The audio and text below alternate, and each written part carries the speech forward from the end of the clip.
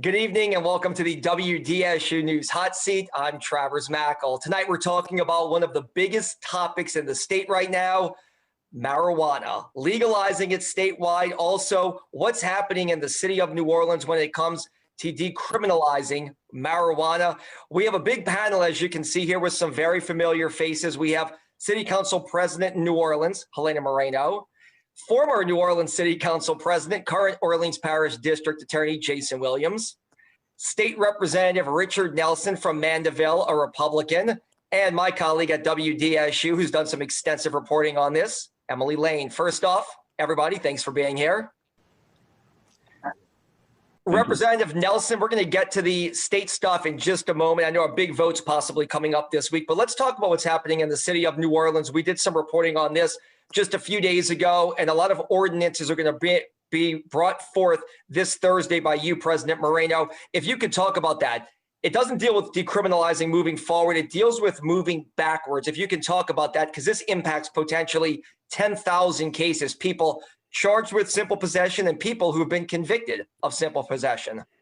Yeah, right, Travers. It's really about moving backwards and moving forwards, taking a look at all aspects of simple possession of marijuana, the municipal offense.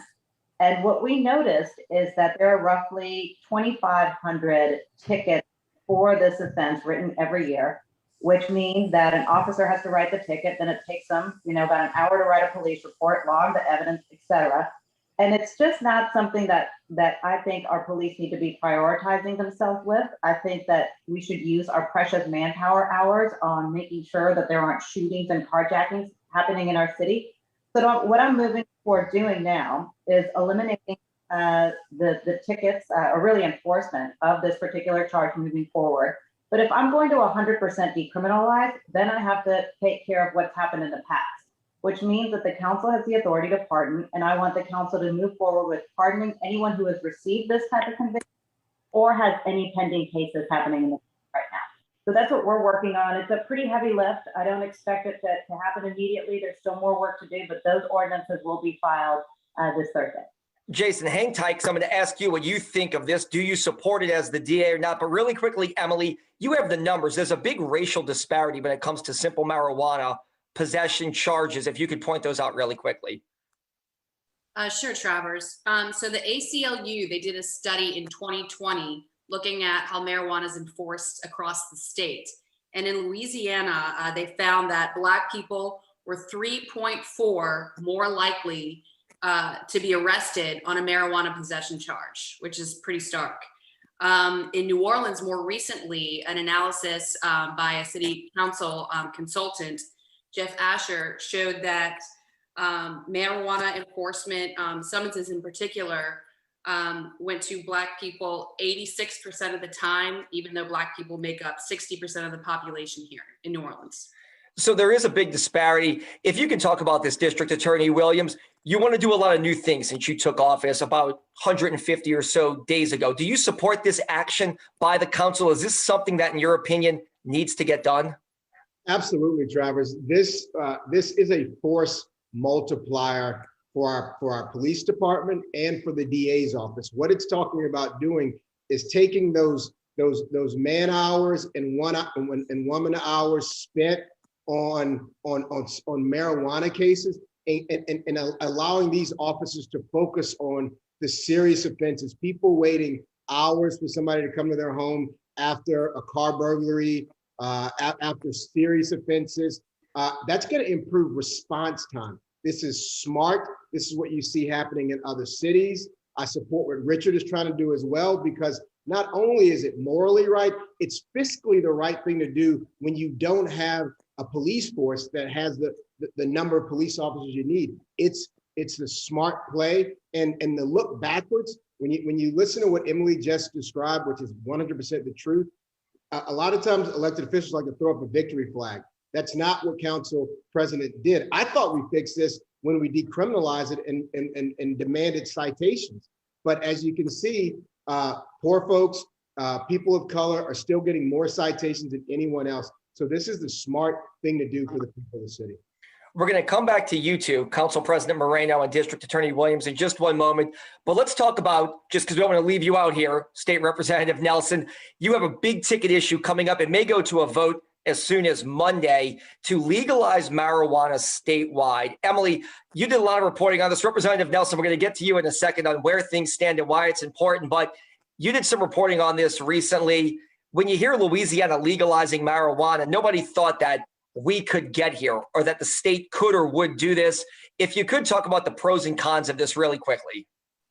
Well, one of the things I think if you're a politician, if you look at the public polling, that's, I think, interesting and really maybe surprising for some people who are wouldn't think that in a red state like this, there would be so much support for legalized marijuana. John Kubion is a pollster in Baton Rouge with a lot of experience. He did a poll, I believe it was last month or earlier this spring, that found that 67% of people in Louisiana that he polled supported legalization for recreational use and medical use. More recently, a UNO poll also found a majority of Louisianians support it. That poll found 55% of those that they surveyed supported legalization. And then on the downside, I think probably the biggest roadblock is going to be the District Attorneys Association and the Louisiana Sheriff's Association, who do have a lot of sway in the legislature, but the representative can definitely speak more to that. Yeah, those are two big lobbying groups. At least you have one district attorney here, Representative Nelson, who is on board with your idea. You're a conservative Republican. If you can talk about this, your bill isn't just about people getting high in Louisiana, for lack of a better phrase. It's about money for you. If you can describe that and what you think this could generate for the state of Louisiana and why you're doing it. Yes, I mean, I think obviously people are using marijuana anyway, right? I mean, it's just a fantasy to think that just because we keep it illegal that people aren't doing it. And I think that's something that we've had to kind of educate my conservative colleagues on, is like, just because it's illegal doesn't mean it's not here. And really what keeping it illegal, really all that does is it's making that policy choice to say we'd rather fund the drug dealers and the drug cartels than use that money to go to legitimate businesses in a regulated market and tax it to pay for police, to pay for, more guys to go catch the real bad guys, the murderers and the carjackers and all those guys. And then we're looking at, just in the tax piece that I proposed, it's about $100 million a year is kind of the projection, at least $100 million a year once it gets up and running. So you're looking at some serious money. I mean, some of the projections were 200 million. I think that's a little high, but somewhere between that 100 and 200 million mark. And I mean, you look at Colorado. Colorado makes about $20 million a month. A lot of states make about $10 million a month. I think after the market's kind of solidified in states that are about the same size as Louisiana. So I mean, it's a significant amount of money. And the point is that you're still, I mean, the market is already there. It's just a black market, and all the money goes to the drug dealers and the cartels. So you can continue to let that happen and pretend like you're against marijuana and that's the best thing. But from a policy perspective, it doesn't really make sense that you would continue to let this money go this way. And not to mention, you have the problems of, we spend all this money also on enforcement. Some of the estimates that I've gotten from some prosecutors are about $5,000 to $7,000 per simple possession of marijuana charge. And everything the DA said about, what it is in New Orleans, it's really magnified across the rest of the state, because there's still places that throw people in jail for having marijuana. I mean, it's still a felony offense. You can go to jail for 8 years for your fourth, in Louisiana currently, you get caught with simple possession of marijuana for a fourth time, and you go to jail for 8 years.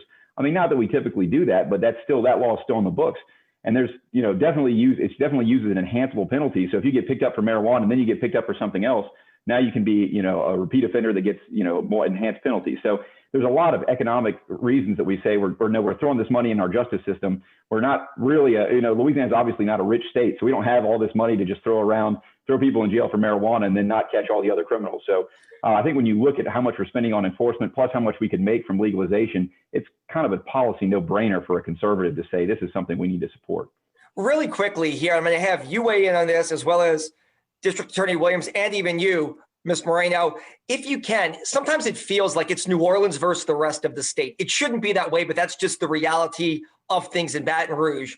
If you as a conservative Republican from the North Shore are pushing for this, and you have a district attorney right here on TV saying this is good, this is what should happen, and a council president in the flagship city of this state, why can't this get done? What amendments have you had to put in recently to try to get this done?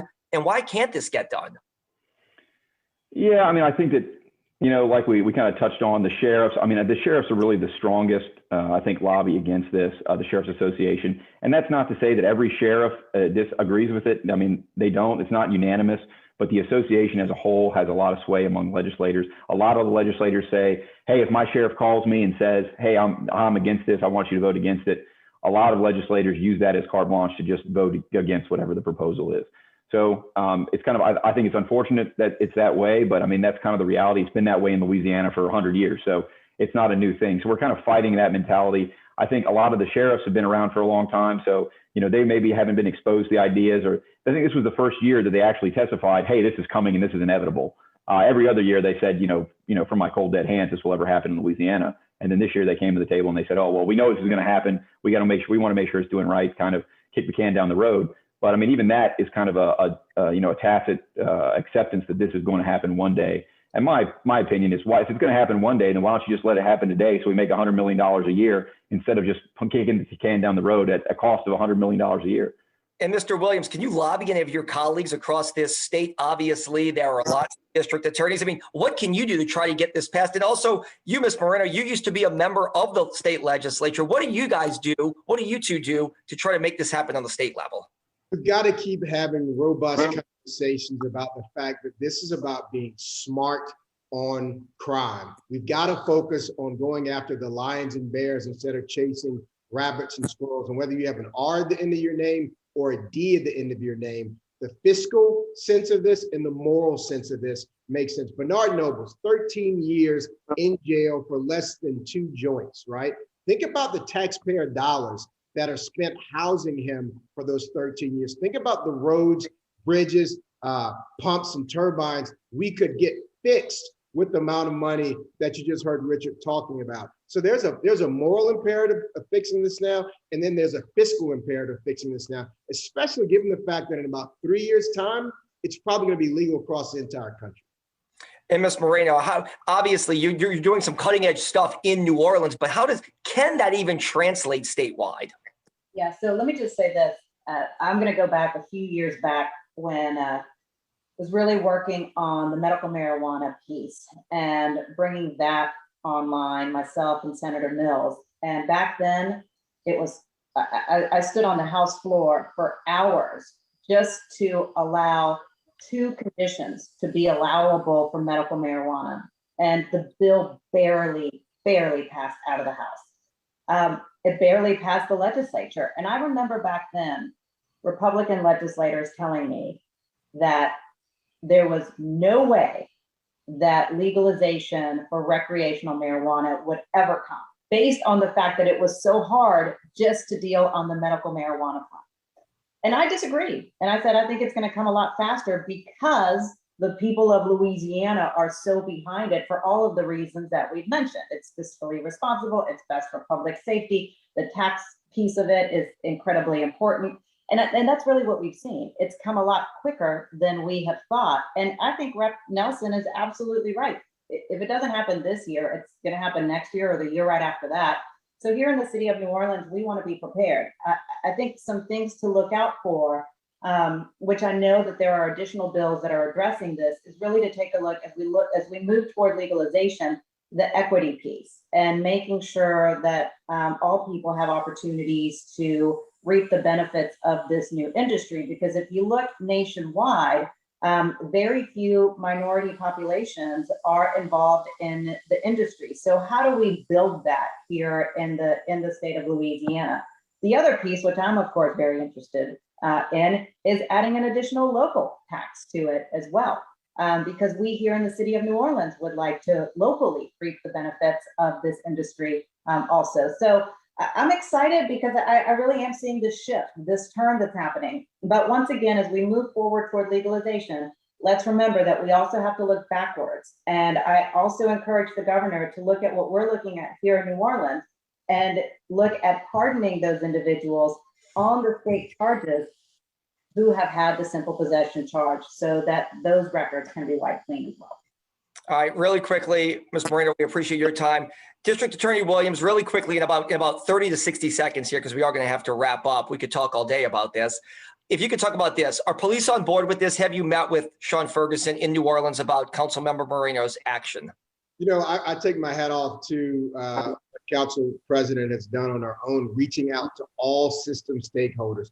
She could have just brought this legislation, but she reached out to all the people that have to do this work day in and day out. And that's what's going to make it last. That's what's going to institutionalize this change so that it actually changes people's lives, allows people to go get jobs, allows police to show up faster to car burglaries and home burglaries. This is going to return police officers back to the things we want them focusing on.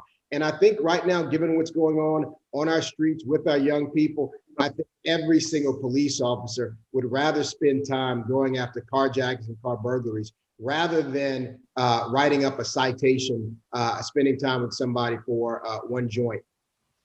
All right, really quickly, the GOP leader, by the way, in Orleans Parish supports this idea, Adrian Bruno. Emily, I know you're going to be covering it probably at the state level, even on the city level. Representative Nelson, final question to you. Odds of this passing this year. I know that Emily and I have had private conversations. I think you've handicapped it in the past at 50-50, but yeah. Is that still the betting odds right now that this comes out the full house this week? I'd say 50-50. I think that's fair. So, I mean, I think that, you know, it's one of those things that you get you think you've had the votes one day and then sheriff calls them and tells them that, you know, the world's going to end if they legalize marijuana. And so you lose that vote, but you pick up one other one whose son calls them and tells them, hey, this is the craziest thing that you guys still have this illegal. So that's kind of what I've been dealing with this whole time is, you know, somebody falls off and then somebody gets picked back up. And I think it's really just going to come down to the floor vote on Tuesday. All right, Emily, speaking of that floor vote, you get the final question here. Before you worked for us, you covered the legislature for the Times-Picayune. It then goes to the Senate. Can it get through there? It's a very conservative body in Baton Rouge. I think just what the representative was saying, that it probably will come down to the wire with votes like the medical marijuana. I think it was a surprise to a lot of people that it went through, and that was because of conversations that were had in hallways at the Capitol, on the phones and offline, the days leading up to it. So it's really, it just depends on how it shakes out. All right. Investigative reporter Emily Lane, State Representative Richard Nelson, Republican from Mandeville, District Attorney Jason Williams from New Orleans, and City Council President Helena Moreno from New Orleans. We appreciate your time. As we just talked about, a lot going on when it comes to marijuana in the city of New Orleans and state of Louisiana. We will make sure to have all of this covered for you. You can see this entire segment starting tomorrow online, and make sure to follow us at WDSU for the very latest. For the Hot Seat, I'm Travers Mackel. That's all the time that we have.